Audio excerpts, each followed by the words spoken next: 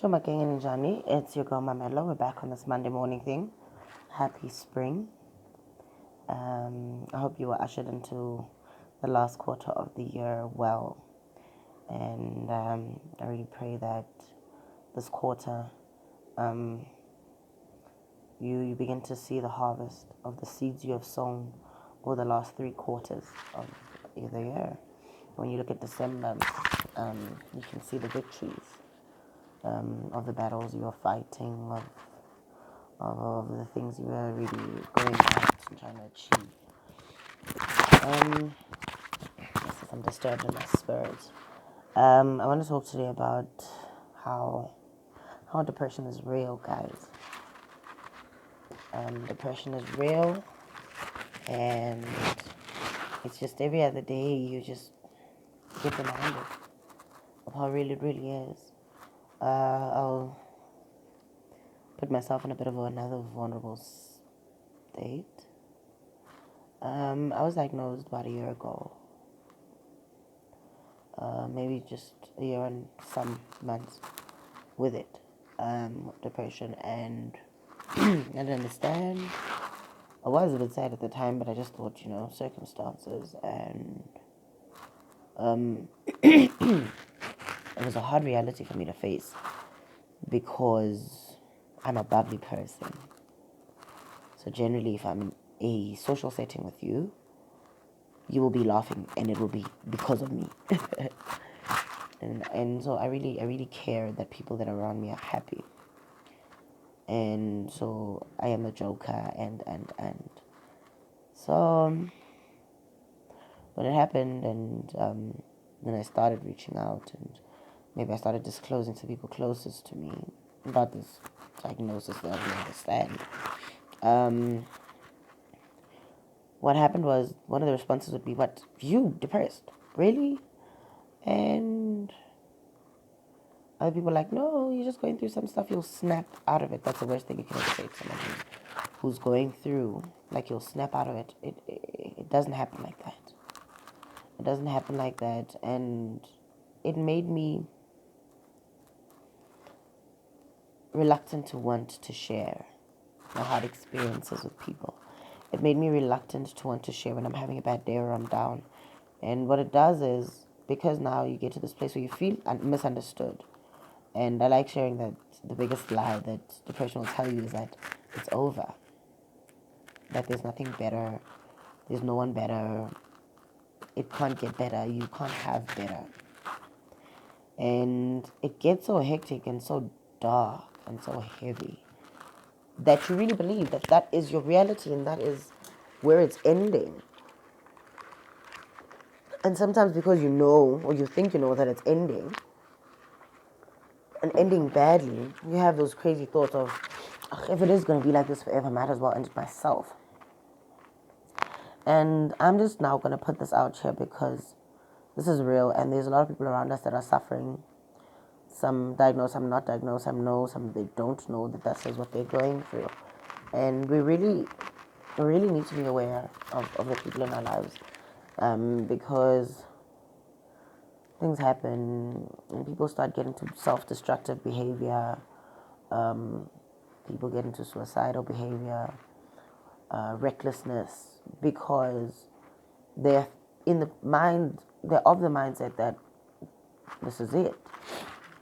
And you can't always help, but it really helps to know what to look for, because sometimes I just need an ear. Sometimes all we need is an ear that says, like, not even advice, that you're not alone on this earth, and your presence here is not, you're not a waste of space or oxygen. So some of the symptoms or some of the things you can look for your loved ones, if you're thinking maybe that's where they are or they need to get checked out, is firstly, isolation. You'll find that these people want to, they do less of what they like. They don't feel like, maybe this person likes, I don't know, riding horses, playing chess, or whatever it is that, usually makes them happy when there's their downtime. you'll find them declining invites. And you know that this person loves this stuff, but they keep declining invites. And you see that even the excuses that they come up with, they don't sound so legit. You'll find that's one of two things in terms of sleep: insomnia or hypersomnia. So either the person really struggles, they can't sleep at all, or they're sleeping all the time. So instead of going out, I prefer to sleep, and I want to be on my own, and I don't want to be around people. And it's not even like, even when I'm on my own, I want to do anything. I just want to be asleep, because really I don't feel like facing myself. It's a deflective mechanism. It's like I'm hiding from life type of thing. Listen to the words they say. The thing about, for instance, with suicidal behavior, we're shocked when it happens, but if you start looking back, you realize that there were a few signs and signals. Not to say that if you had someone in your life that did commit suicide, that it's your fault. There are things you could have seen as signals, but it's not necessarily ignorance, it's just lack of knowledge. And so, and also just a note on that with suicidal people is that generally in such a dark place, and if somebody is really already decided, usually there's very little you can do at that point. You can try, but there's usually very little you can do at that point. There'll be an overindulgence, usually in something specific. You can do binge eating, binge drinking, just some unhealthy habits begin forming and become the norm, and then you'll see them because it's some stuff they didn't usually do, or it's stuff that they do but now they're really overdoing it, and you'll see stuff like that. And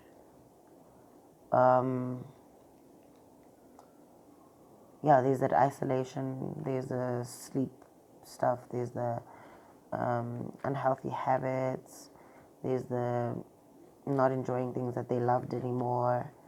But generally, if you have someone in your life, you can really sense when you start losing them. And it's sad because you're losing them and they're losing themselves, and they don't know how to get themselves back. And I was speaking to Pastor Martin. Yo, Pastor Martin. We were on the phone about a month or two ago about this, and he was talking about how there are ways, besides your meds, and take your meds, guys, that you can really try and help yourself with this. Service is such an amazing thing, because when you're depressed, sometimes you get to this place of worthlessness, and that's where you start getting suicidal, because you really feel like there's no place for you on this earth. You're wasting oxygen and air. And so when you do service for someone else, firstly, it gets you out of your negative mind. Secondly, it gets you thinking about others. So now you have to focus on doing whatever you're doing for the other person and their happiness. Not necessarily to run away from yours, but when you do service for others, and especially when they come back and they're grateful, or even if they're not particularly grateful, but you can see that you have had an impact on somebody's life, you start to realize how not useless you are. You start to realize how there is stuff to live for. You start to see what you have in your life to be grateful for. Because gratitude has a way of making you realize how amazing life is, because and it's crazy about gratitude because it has ripple effects. When you're grateful for one thing, it usually opens your mind to being grateful for something else and something else and something else, and then you start opening your eyes to the fact that no, there's stuff to live for. I actually am blessed. I am gifted. There are small miracles throughout my day that I actually can find, as much as I thought, life is so horrible. And also, it brings back your sense of self-worth, service, because now you're like, especially because you've done it with one person, you're like, I have an impact in the world. I can influence one human being's life. then you start being like, okay, I can try this life thing out. This is a very, very long, probably boring video, but this is now becoming an epidemic. Everywhere I look, it looks like everybody's depressed. I don't know if it's now there's more people that are depressed in the world, or there are more people that are coming out that have been depressed. It's such a crazy thing, and it's really stealing away at the quality of our lives, especially as the youth, considering that we're the strong ones, we're the future leaders, we're the ones that carry the future of the world in our hands, because we still have the gifts and we're still refining them and we still have the time.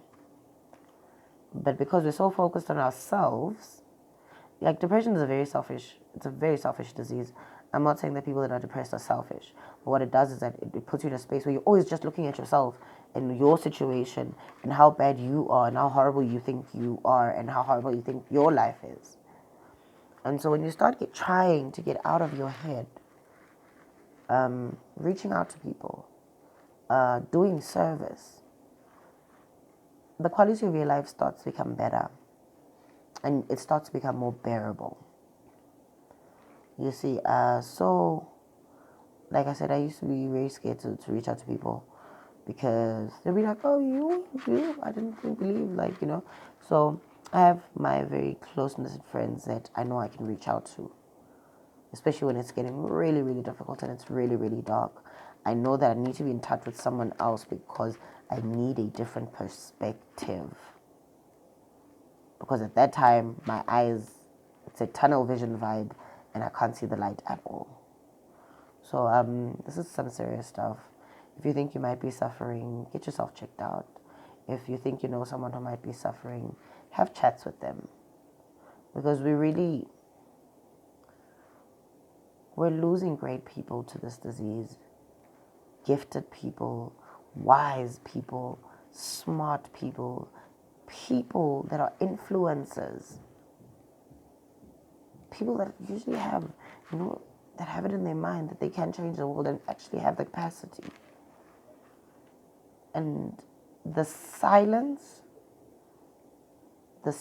will be the reason we continue to lose them. So in my vulnerability, I'm out here sharing this with you guys. It's a bit of a glum topic. I really hope you guys have a blessed week and enjoy your first week of spring. And just keep it in mind that even if you're someone who's suffering, just remember you don't need to die. And you're really, as much as you don't believe it or see it right now, you're not alone. You're not alone. That was quite a share. Have a blessed week, guys.